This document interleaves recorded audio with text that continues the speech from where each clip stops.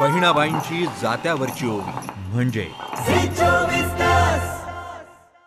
ओवैसी साहब, सीधा सवाल लेता हूँ। जिस प्रकार का लाउड स्पीकर को लेकर राजनीति और राज ठाकरे को का हर बार लाउड स्पीकर और हनुमान चालीसा को लेकर जो महाराष्ट्र में विवाद दिख रहा है, आपकी उस पर पहली प्रतिक्रिया, क्या ये सब कुछ सियासी है? आपको लगता है कि अपना अस्तित्व बचाने के लिए राज ठाकरे को इस तरह का हथकंडा अपनाना पड़ रहा है? और औरंगाबाद में रैली के पीछे का मकसद क्या है, आप क्या देखते हैं? देखिए, बीजेपी शिवसेना पावर में थे और जोशी साहब उनके मुख्यमंत्री भी थे। उस वक्त उनको ये सब चीजें याद नहीं आई। जब अब ये सब चीजें अचानक उठा रहे हैं और उठाने का मकसद एक ही है कि पूरे देश में जो अल्पसंख्यक समाज मुसलमानों के ताल्लुक से जो एक हेट को इंस्टीट्यूशनलाइज कर दिया गया है बीजेपी की तरफ से, ये उस इंस्टीट्यूशनलाइज हेट का प्रमोशन है और कुछ भी नहीं है। तो इसीलिए हम देख रहे हैं कि जहां जहां बीजेपी की सरकारें हैं वहां पर रूल ऑफ लॉ नहीं है, बल्कि रूल बाय बुलडोजर चल रहा है। एक नया जूरिस्प्रूडेंस क्रिएट हो गया, बुलडोजर जूरिस्प्रूडेंस, क्योंकि वहां की बीजेपी की सरकार को कोर्ट पर, संविधान पर, पुलिस पर कोई भरोसा नहीं है। तो इसलिए कलेक्टिव पनिशमेंट के तौर पर मुस्लिम समाज को एक कलेक्टिव पनिशमेंट दिया जा रहा है, जो हमारे देश के लिए, हमारे देश की कॉन्स्टिट्यूशन के लिए, संविधान के लिए, देश की जुडिशियल सिस्टम के लिए बहुत गलत है ये।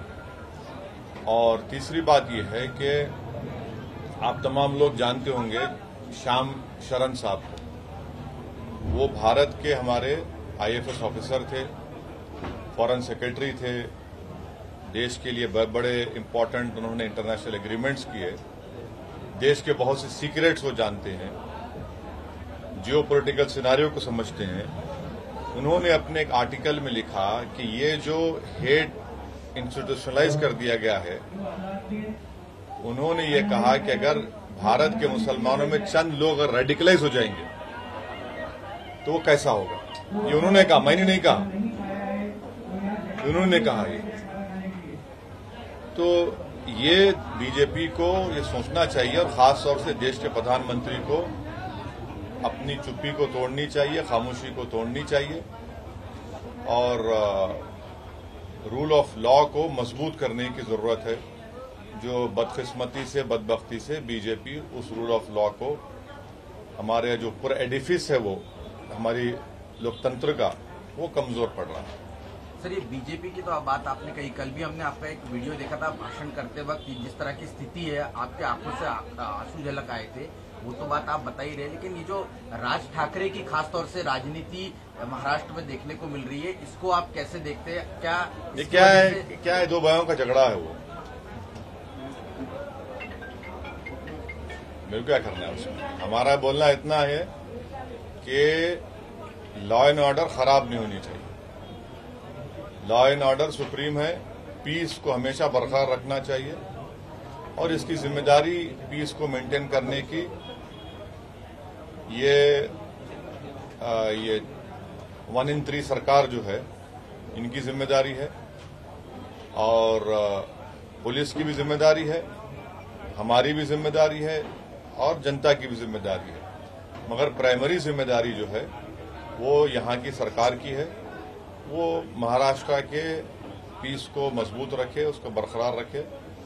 ये इनको हम इतना ही कहना चाहेंगे। यहाँ पर 144 धारा लगाई कुछ दिन पहले औरंगाबाद में, और उसके बाद इस तरह की राजनीतिक रैली को इजाजत दी जाती है। दोहरे मापदंड पुलिस प्रशासन या सरकार के आपको लग रहा है कि एक तरफ कहा जाता है कि दंगे भड़क जाएंगे और दूसरी तरफ इस तरह की रैली को इजाजत दी जाती है? आप बोलिए इस बात, ये तो आपका लोकल क्वेश्चन है, आपने। बेसिकली हम तो यही मानते हैं कि शहर के बीचों बीच जो रैली की परमिशन दी गई है, हमको कोई ऑब्जेक्शन नहीं था अगर किसी दूसरी जगह के ऊपर बहुत सारे सुझाव आए थे, लेकिन जानबूझकर ये महाराष्ट्र के गृह मंत्रालय और एनसीपी पार्टी की तरफ से ऊपर से आदेश आया है कि ये सांस्कृतिक मंडल के ऊपर है तो ये जगह दी जाए करके।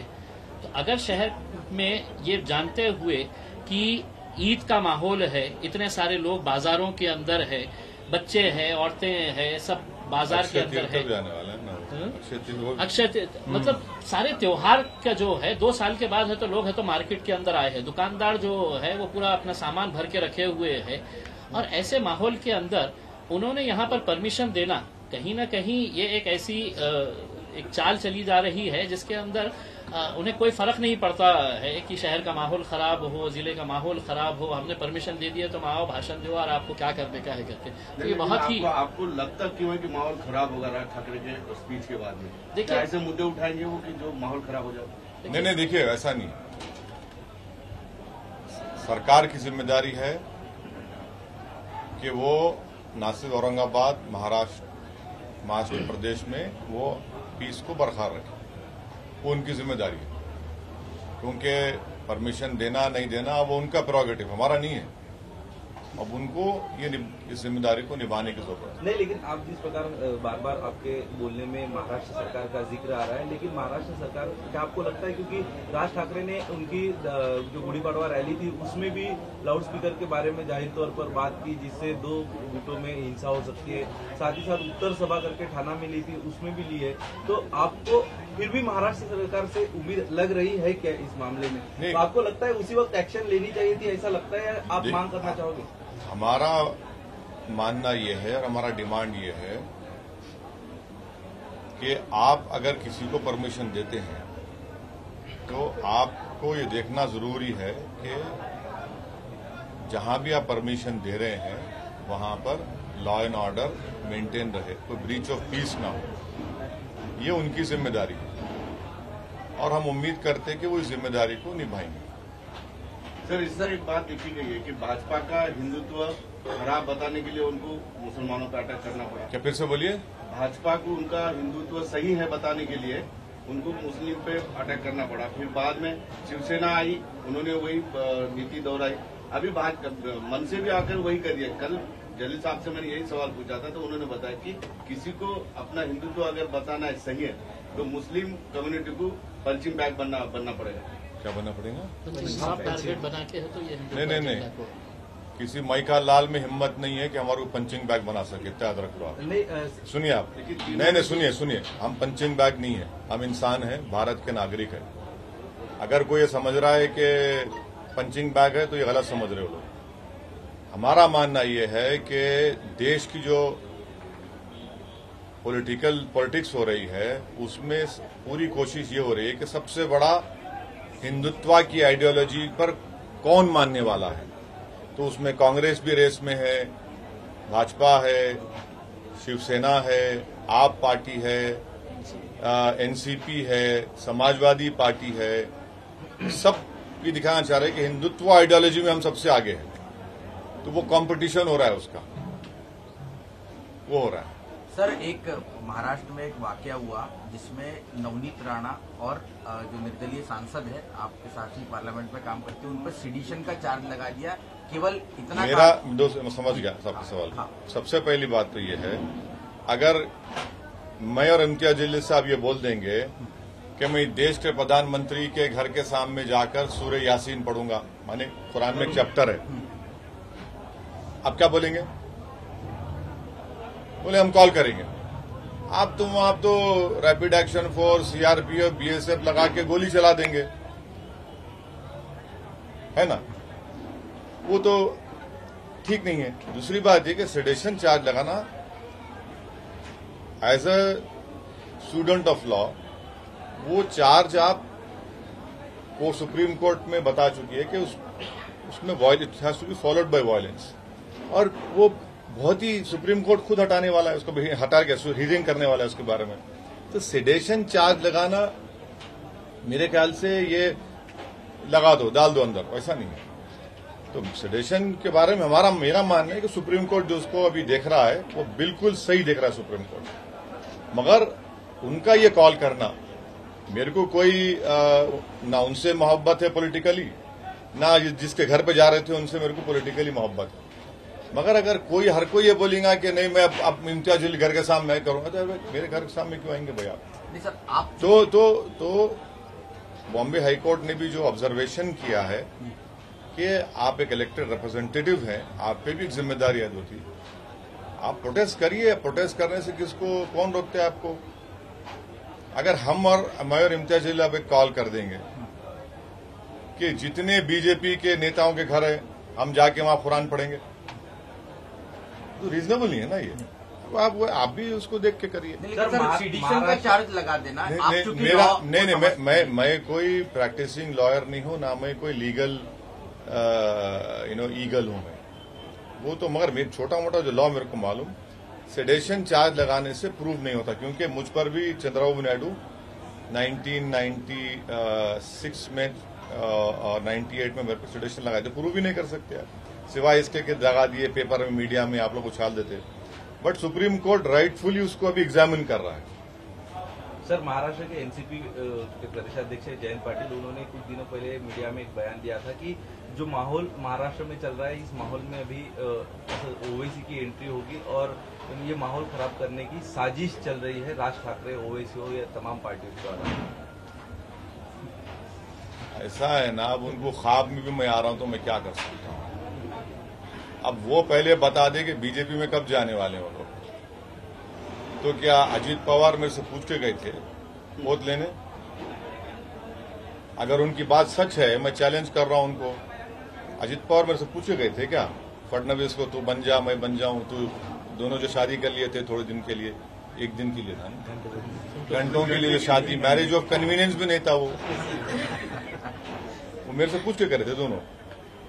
ऐसा हो गया माहौल कि अगर मैं आ रहा हूं बोले तो इनको रात में नींद खराब हो जाती है इनकी। तो अब वो करते बोलते, अरे तुम सरकार में है, आप क्या कर रहे? आप सरकार में, आप अपनी जिम्मेदारी निभाओ ना। ओवैसी जी, संजय राउत जब राज ठाकरे की आलोचना करते हैं, उनका कहना है कि राज ठाकरे ये हिंदू ओवैसी है। इस बात को आप किस तरह से देखते हैं? देखिए, अब देखिए ना, मेरे बाप का नाम ओवैसी है, अब्बा का नाम ओवैसी है। अब संजय राउत ऐसा क्यों बोल रहे मेरे को नहीं मालूम। उनको नहीं बोलना चाहिए ऐसा, उनको ऐसा नहीं बोलना चाहिए। मैं इतना ही कहूंगा, उनको ऐसा नहीं बोलना चाहिए संजय राउत। ऐसा है ना, संजय राउत तो उस घराने से ताल्लुक है उनका, वो जिम्मेदार आदमी है। अब संजय राउत अगर अपने लीडर के घर का फ्रस्ट्रेशन मेरे पे क्यों निकाल, मेरे को उससे क्या करना है?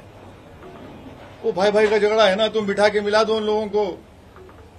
अरे ओवैसी ओवैसी ये सब क्या, तुम क्या जो तुम बीजेपी के साथ इतने साल जो हनीमून मनाए वो क्या था?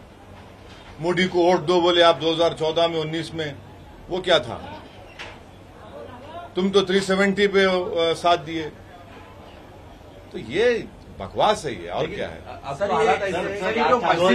जो मस्जिदों से लाउड स्पीकर हटाने का मुद्दा है, आपका उस पर क्या व्यू है? देखिए हमारा मानना ये है कि ये सब इसलिए किया जा रहा है क्योंकि माहौल जो मुसलमानों के खिलाफ हेट का बन रहा है, उसी का किस्सा है। 3 तारीख को अल्टीमेटम दिया है राज ठाकरे नहीं तो डबल। अरे भाई, आप ये सवाल मुख्यमंत्री से पूछिए,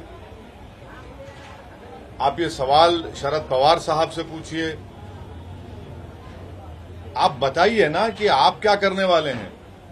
मैं मुख्यमंत्री हूं क्या? जिस दिन इम्तियाज अली मुख्यमंत्री बन जाएंगे हम बता देंगे आपको क्या को अल्टीमेटम दिया तो क्या करते हम। ये तो सरकार को बताना है ना। लेकिन आपके कार्यकर्ताओं को आप क्या कहेंगे कि अगर हनुमान चालीसा बजाई जाती है सभी देखिए, एक बात है, हम पीस और अमन को मजबूत करो बोल रहे हैं, मगर आप ऐसा बोल रहे हैं हम पंचिंग बैग नहीं है, हम पंचिंग बैग नहीं है।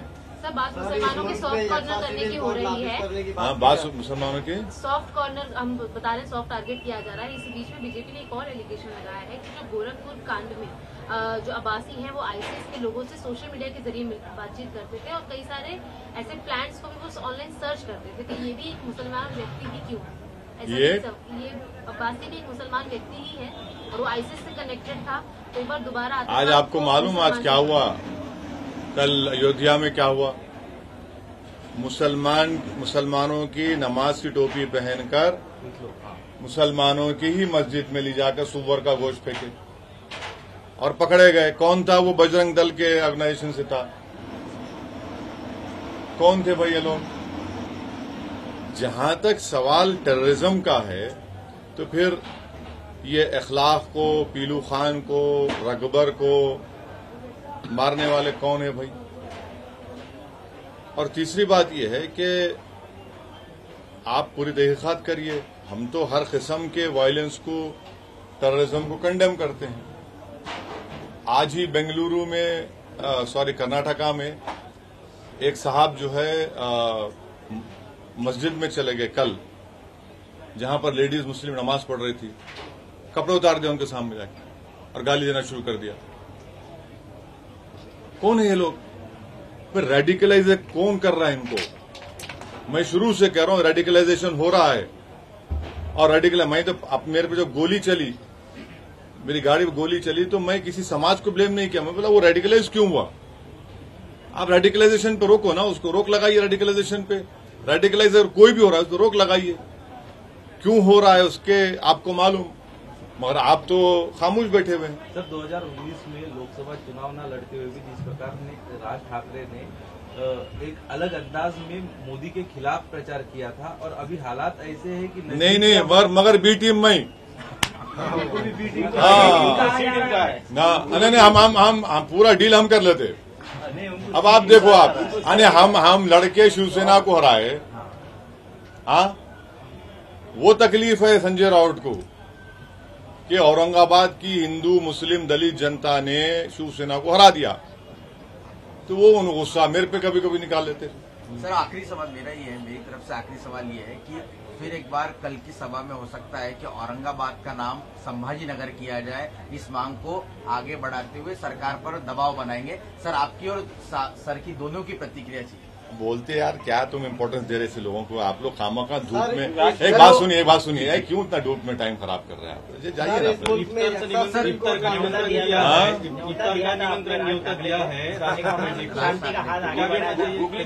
क्या भूमिका है उसमें? अब वो दावत दिए चुके हैं, वो दावत मेजबान आप है, पूछिए मेजबान से। लेकिन वो शादी को गए दूसरे, लेकिन ये दावत उन्होंने ली नहीं। शादी को गए, भागवत करार बीजेपी दावत ली घर पे शादी के लिए जाने को वक्त था राज ठाकरे का, लेकिन यहाँ अच्छा है भाई, अच्छा नहीं आए तो अच्छा है। तेज गेंदबाज आप हो, लेकिन इम्तियाजी गुगली बाजी है राज। हाँ वैसा है ना, वो आप ही की बरादरी से आए तो उनको गुगली डालना अच्छा आता। सर इस मुल्क में यकसा सिविल कोड नाफिज करने की बात की। देखिए एक बात सुनिए, यकसा सिविल कोड को इस देश की जरूरत नहीं है। हमको आप ये बताइए, आज बीजेपी अमित शाह साहब ये सब बोल रहे हैं, आपको मालूम गोवा में जो सिविल कोड है कैसा सिविल कोड है? अगर गोवा में कोई हमारा हिंदू भाई शादी करता है और उसकी वाइफ की उम्र 25 और 30 साल की हो जाती है, उसको बेटा नहीं हुआ तो सेकंड मैरिज कर सकता है वो। अब इस पर क्या बोलेंगे बीजेपी वाले? सरकार आपकी है वहां पर। कॉन्स्टिट्यूशन में पार्ट 4 है डायरेक्टिव प्रिंसिपल, उसमें आर्टिकल 47 पढ़ लो आप, प्रोहिबिशन लगाओ अल्कोहल के ऊपर। क्यों नहीं लगाते भैया? डायरेक्टिव प्रिंसिपल में लिखा हुआ है शायद आर्टिकल 38 में कि सबको इनकम जितना हो सके बराबर होनी चाहिए। कहां है इनकम? किधर है? देश की 90% दौलत देश के 10-15 पूंजीपति के पास है। फिर उसी से डायरेक्टिव प्रिंसिपल लिखा हुआ है कि इक्विटेबल डिस्ट्रीब्यूशन ऑफ रिसोर्सेज होना चाहिए। अरे कहां है भैया, कहां हो रहा है? आप सिर्फ इसके अच्छा हमारे को ये बताइए कि शराब के ऊपर क्यों पाबंदी नहीं याद करते? शराब लगाओ ना पाबंदी, बंद करो शराब। बीजेपी जाना सरकार में, आप डायरेक्टिव प्रिंसिपल्स का महात्मा गांधी ने खुद बोला था, जैसा आपने गुजरात में लगाया, चलो वैसा ही थोड़ा बहुत करके लगाओ ना। लगाओ आप जहां सरकार में शराब पे आप नहीं लगाना, बंद नहीं करना चाहते। क्यों बंद नहीं करना चाहते? क्योंकि शाम में 6:30 बजते कि आपको ठंडा होना आपको, नहीं तो आप ढीले पड़ जाते। लगाओ ना, आप लगाओ। वो तो मैं तो उसको गंदी चीज बोलता हूं। पूरी बुराइयों की जड़ शराब है, जिसकी वजह से भारत में हर साल मेरे ख्याल से 2 या 3 लाख लोग मरते एक्सीडेंट में, आधे ज्यादा तो शराब पी के टक्कर मारते। महिलाओं पर वायलेंस होता, बच्चों पे वायलेंस होता।